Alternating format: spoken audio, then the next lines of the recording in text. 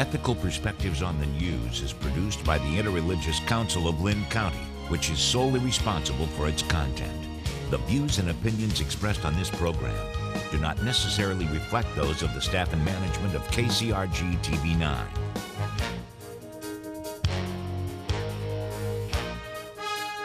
Good morning and welcome to Ethical Perspectives on the News. My name is Scott Samuelson and I'm a professor of philosophy at Kirkwood Community College on the Iowa City campus. It's the 60th anniversary of Brown versus Board of Education, the landmark Supreme Court decision that declared unconstitutional state laws establishing separate public schools for black and white students. Just last month, the court upheld Michigan's ban on the use of race as a factor in admissions to state universities. Where are we at as a country with affirmative action? Is Michigan's ban on affirmative action a way of protecting a fair society, or is it creating deeper racial divisions? Does affirmative action bring us closer to our goals as a country, or does it take us farther from them? Should affirmative action come to an end, or does it still have important work to do?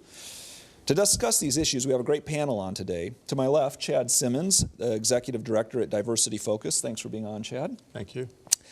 Judith Whetstine, an attorney. Thanks for being on, Judy. Sure. And at the end, Tabak, a professor of computer science and also director of the Berry Center at Cornell College. Thanks for being on, Leon. Thank you. Well, Chad, maybe let's just start with you. What really is affirmative action and what's it supposed to be doing, and is it helpful or hurtful? Well, I mean, affirmative action was created in order to address some of the disparities within the work environment. Companies that were doing business with the government would agree to achieving certain goals based on what the percentage and the numbers were, whether it was local within a given municipality, or whether it's from a state, or whether it's from a national perspective, in order to improve numbers, to give everyone a free and equitable shot at getting opportunities. Mm-hmm. And so that's what it was created for. Mm-hmm. And in many cases, it did allow us to have a space where organizations would actively look at talent from around the country in order to meet their needs so that they could continue to do business with the government. And do you think it still has important work to do for us? Do we still need affirmative action? Well, I mean, there are a couple of ways of looking at it. Number one is that there are many organizations that still struggle with, again, recruiting mm-hmm. and retaining talent. That's a very diverse workforce, even though the amount of diversity has drastically expanded within the United States. And so you, on one end, take a look at what happened at the University of Michigan, mm-hmm. and you have to say, if you take away that tool, is a place able to sustain itself? And I think that in many cases, many organizations find it very difficult to do that. Okay, I want to come back to that, but let's let Judy get in on this too. So I feel like affirmative action has changed a little bit over the years in terms of what its goals have been, remedying a kind of historical injustice to a kind of promotion of diversity. How do you see what is affirmative action, and does it still have a role to play here?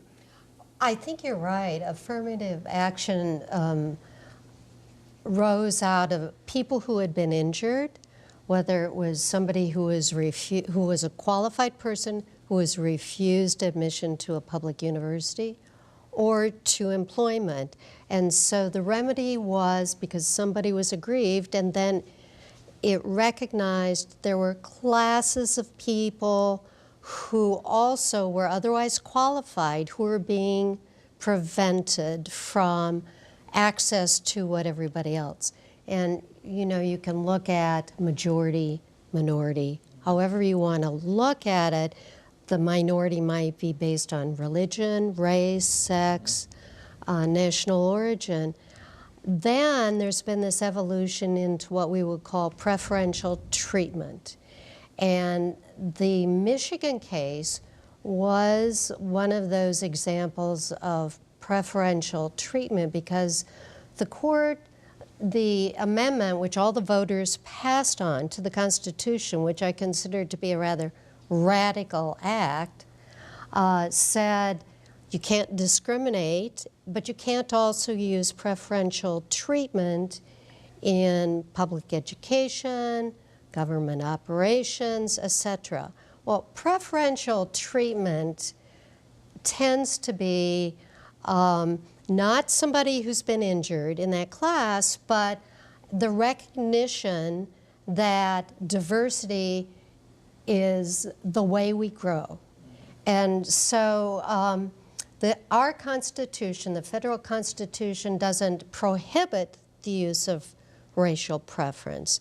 But in Michigan, the voters decided to say it cannot be used as part of their state constitution. So that's quite a leap in terms of how we are still grappling with questions like that. Well, and just, so does affirmative action, should it be part of the repertoire of say, a college's admissions policy? I'll answer the general question of, I believe that affirmative action will always be necessary because a majority now may be a minority later. And until we truly have an accepting, diverse community, there will always be a need for affirmative action. The interesting nuancing debates are, how do we use preferential treatment and what is the goal? Okay, well, Leon, let's get you on this. Are we always going to need affirmative action? Are we always going to need some kind of preferential treatment? Well, discrimination is an ill-defined, subjectively defined crime.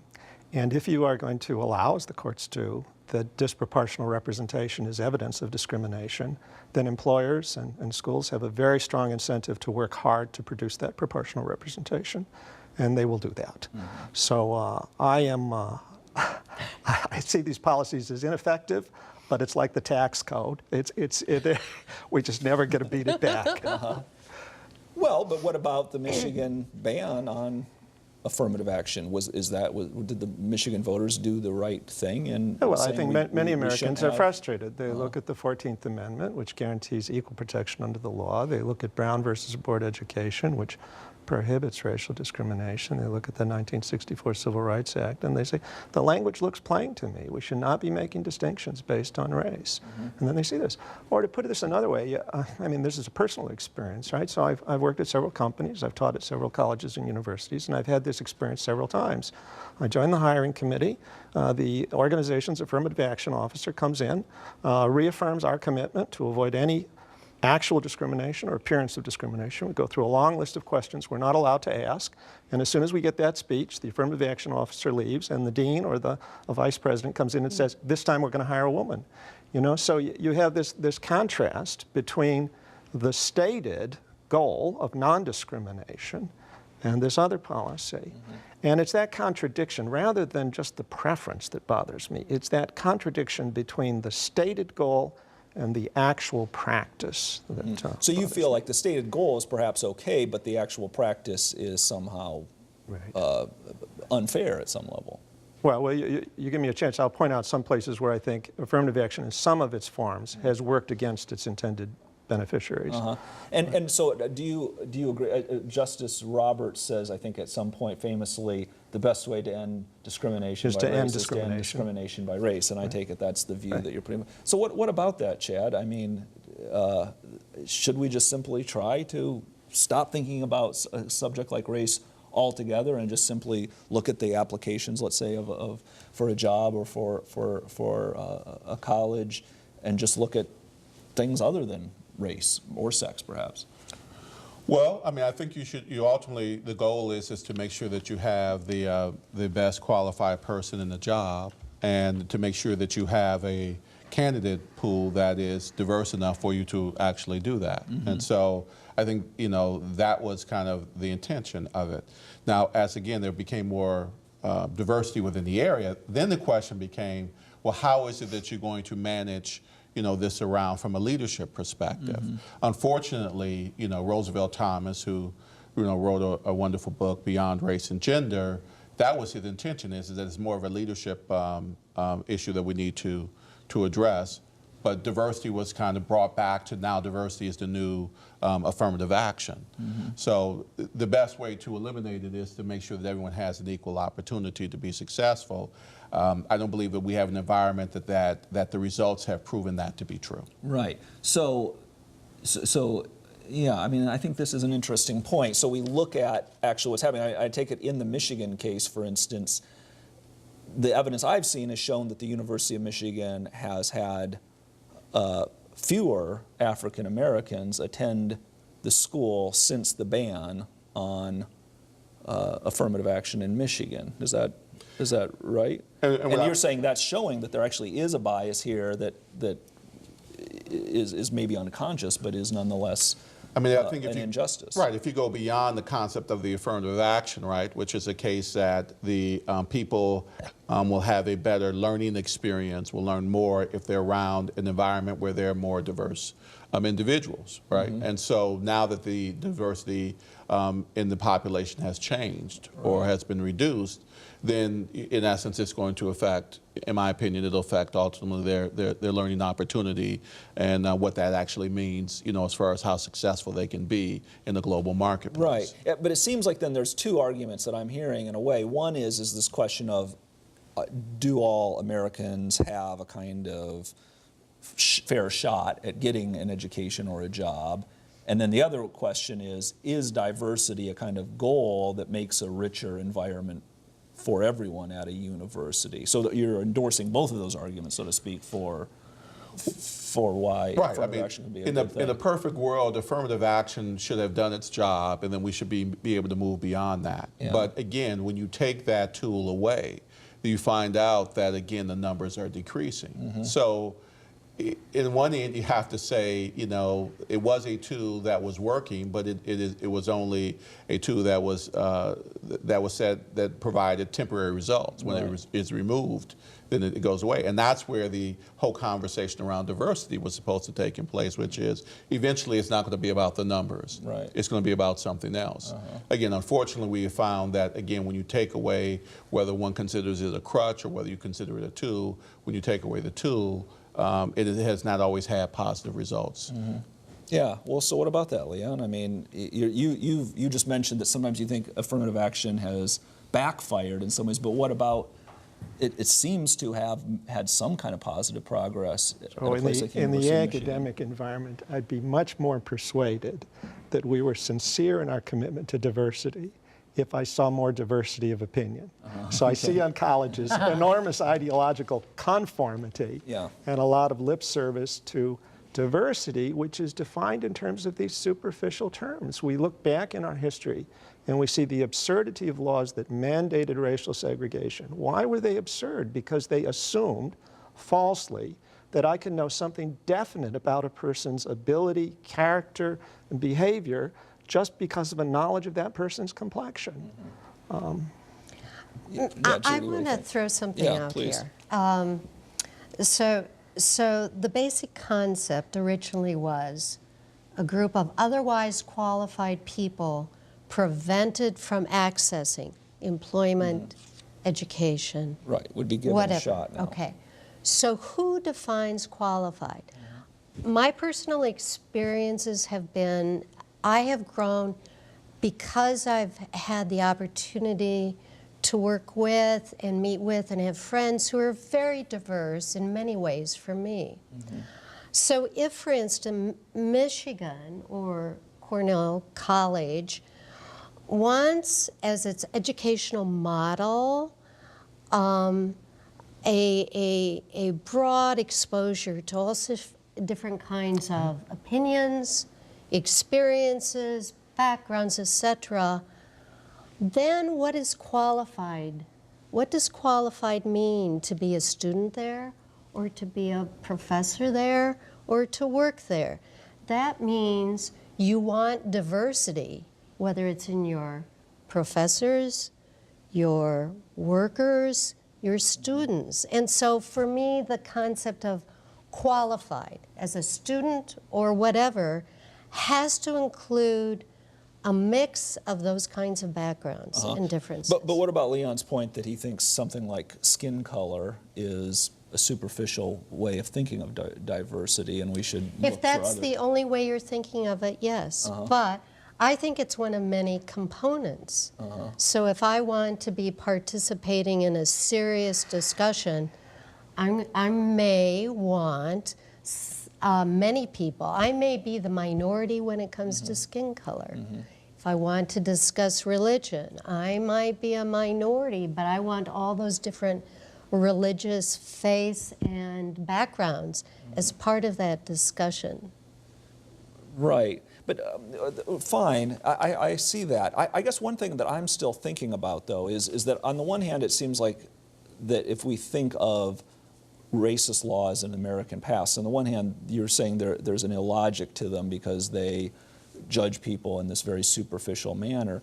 But they also did a kind of real damage historically. I mean, and a damage that is still, I take it, alive or is still around. And so when I think about that, I think, well, I feel like that was part of what was the moral zeal behind affirmative action originally, was to kind of correct for not just the fact that the laws were illogical, but the laws did real damage to people. You mentioned this earlier, Judy, about that there's actually a grievance, an injury there that needs to be made up for. And then I take it the original idea was, look, so if we have two qualified candidates, one, say, who has been part of an injured party, and one who has not been, that we will affirmatively act upon that and use that to help give people that fair shot that you're talking about.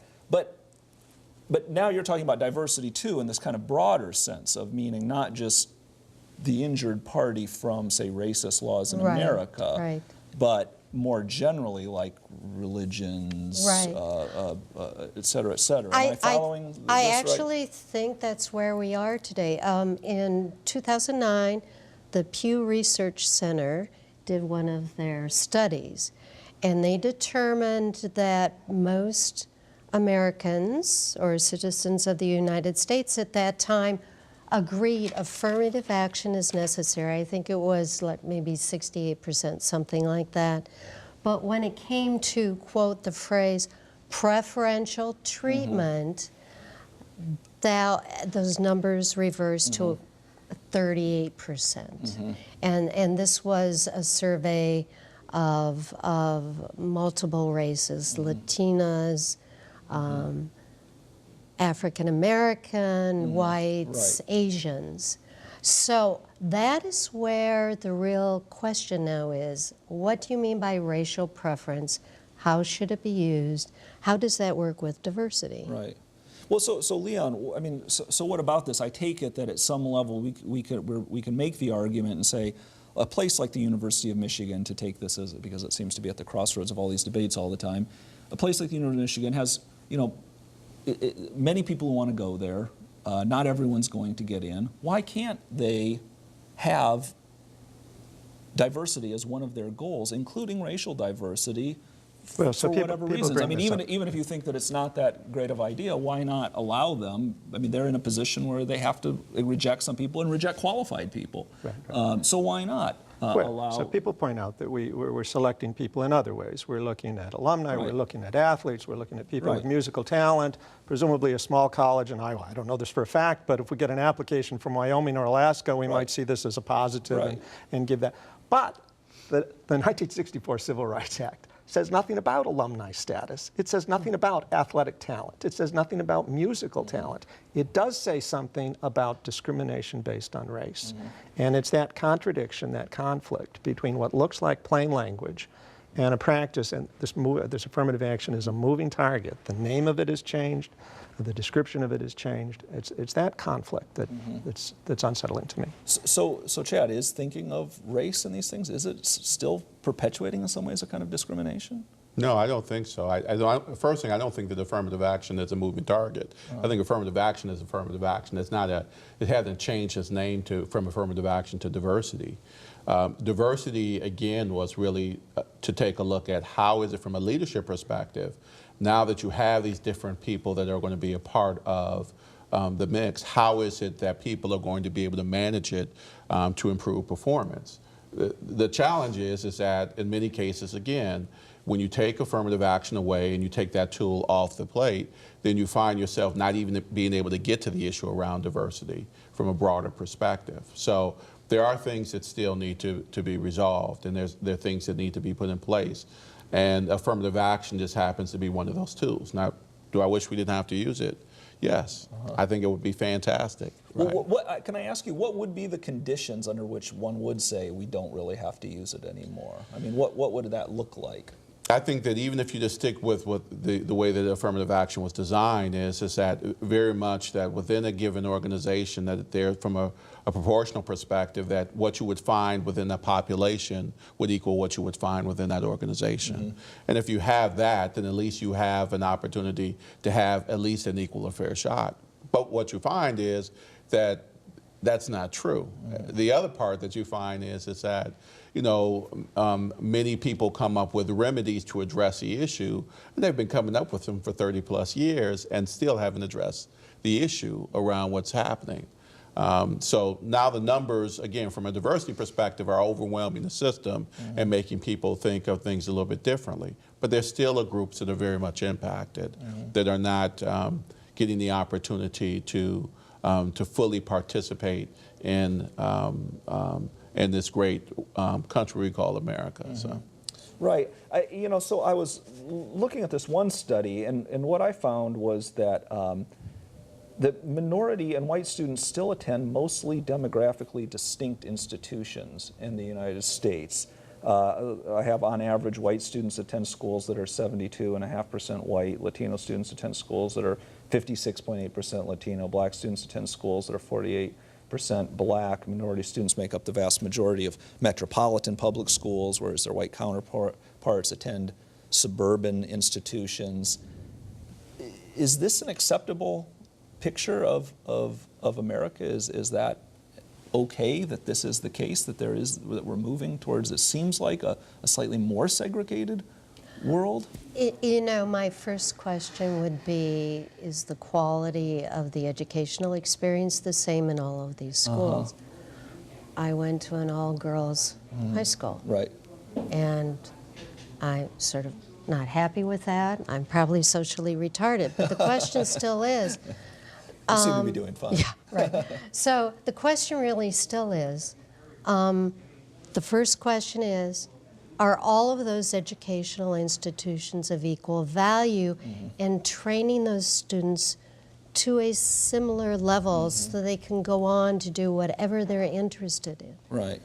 And if they are, that's an interesting question then, because then you're starting to talk about, oh, maybe we shouldn't be busing or transporting. Let the students have experiences in their own community, but also provide them with a diverse experience outside of school. I don't know. Those are interesting questions to me.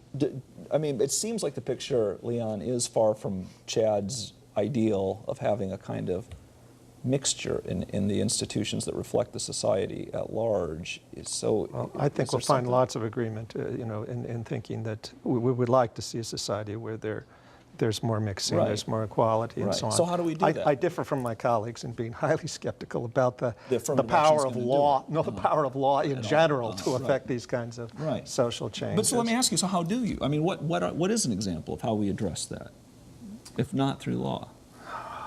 Well, there are many individual actions that are taking place. I just visited a charter school in Chicago that is almost 100% minority. It was something like 90% black and 10% Hispanic. And these people are doing a tremendous effort to advance young people. They had 100% of their students admitted to college, 90% going on to a 4-year college in a city where only barely half of the students get a high school diploma.